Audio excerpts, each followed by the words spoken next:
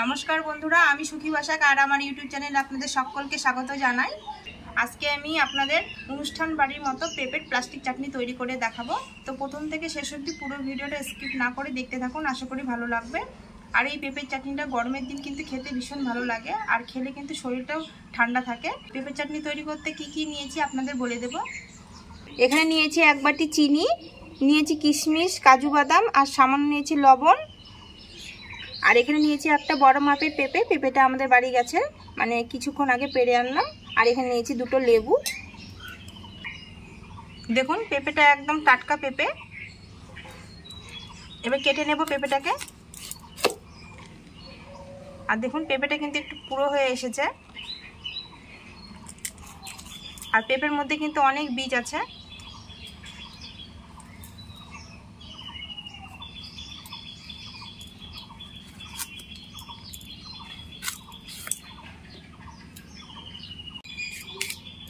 প্রথমে আমি লম্বা করে কেটে নেব, তারপরে পেঁপেটাকে ছিলে নেব। পেঁপের খোসা কিন্তু বন্ধুরা ভালো করে ছিলতে হবে। এই খোসাটা ছেলার পরে যেন সবুজ অংশ কোনো না থাকে, মানে সবুজ অংশগুলো ভালো করে ছিলে নিতে হবে, না হলে পেঁপে কিন্তু সেদ্ধ হবে না। দেখুন আমি কত সুন্দর করে ছিলে নিয়েছি। সব পেঁপেগুলো ছেলা হয়ে গেছে, দেখুন একদম ভালো করে ছিলে নিয়েছি। এবার পেঁপের যে ভেতরে যে অংশটা আছে, এটা একটুখানি পাতলা একটা আস্ত আবরণ আছে, এটা ছিলে নিতে হবে। এই যে দেখুন,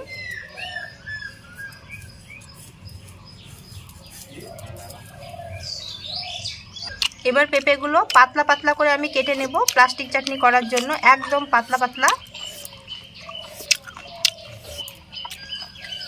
আপনারা এটা গ্রেটার দিয়েও করে নিতে পারেন। দেখুন আমি কেমন পাতলা করে কেটে নিয়েছি, এরকম পাতলা করে কেটে নিতে হবে, একদম পাতলা পাতলা।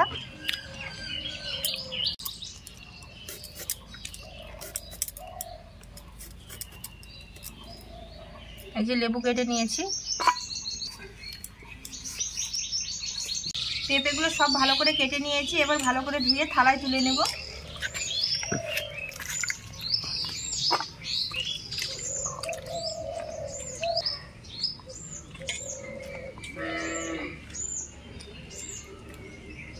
উনুন ধরানো হয়ে গেছে, কড়াই বসিয়ে দেবো।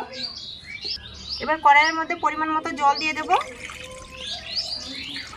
পেঁপেগুলো সেদ্ধ করার জন্য জলের মধ্যে দিয়ে দেব।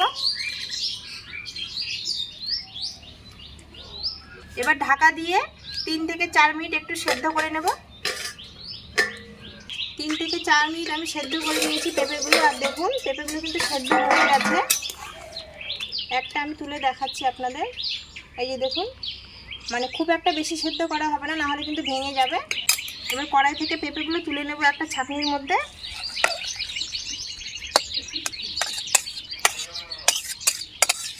এরপর চিনি শিরা করে নেওয়ার জন্য 1 বাটি চিনি কড়াইয়ে দিয়ে দেব।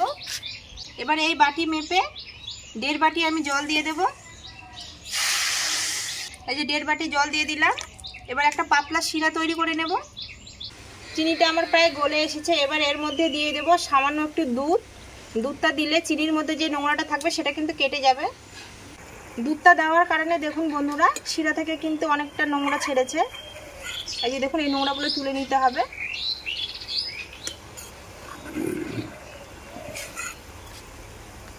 চিনি শিরাটা হয়ে গেছে। এবার সেদ্ধ করে রাখা পেঁপেগুলো দিয়ে দেব শিরার মধ্যে।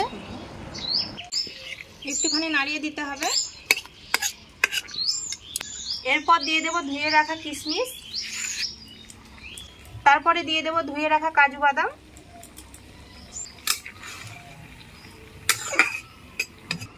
এরপর দিয়ে দেব লেবু।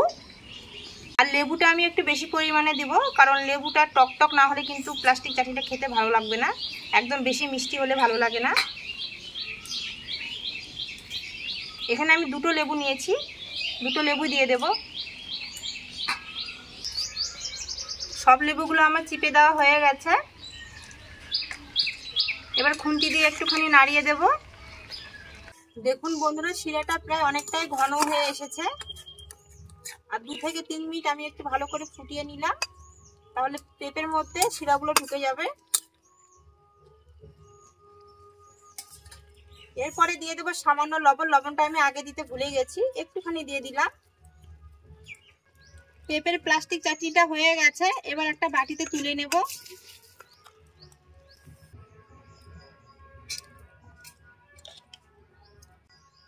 দেখুন বন্ধুরা, কত সহজে পেঁপের প্লাস্টিক চাটনিটা আমি তৈরি করে আপনাদের দেখিয়ে দিলাম। আর রসটা একটুখানি পাতলা আছে, ঠান্ডা হয়ে গেলে শিরাটা কিন্তু আরো ঘন হয়ে আসবে।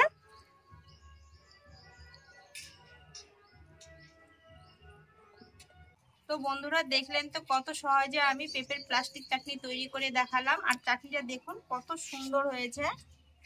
একটা পেঁপে দিয়ে এক বাটি আর একটু আছে, ওটা আমি অন্য জায়গায় রেখেছি। আর দেখুন কত সুন্দর হয়েছে। আর পেঁপের প্লাস্টিক চাটনি কিন্তু শিরাটা যত ঘন হবে তত খেতে ভালো লাগবে। তো শিরাটা একটুখানি পাতলা আছে, এটা কিন্তু ঠান্ডা হলে আরো টেনে আসবে। আর খেতে কিন্তু ভীষণ ভালো লাগে বন্ধুরা, একদম অনুষ্ঠান বাড়ির মতো হয়েছে। বন্ধুরা পেঁপের প্লাস্টিক চাটনি রেসিপিটা কেমন হয়েছে অবশ্যই কিন্তু কমেন্টে জানাবেন। আর ভালো লাগলে লাইক শেয়ার সাবস্ক্রাইব করে দিয়ে পাশে থাকা বেল আইকনটি অবশ্যই প্রেস করে দেবেন নিত্য নতুন ভিডিও পাওয়ার জন্য। আজকের মতো এই পর্যন্তই, আবার দেখা হবে অন্য কোনো রেসিপিতে। আপনারা ভালো থাকবেন, সুস্থ থাকবেন, সাবধানে থাকবেন। নমস্কার।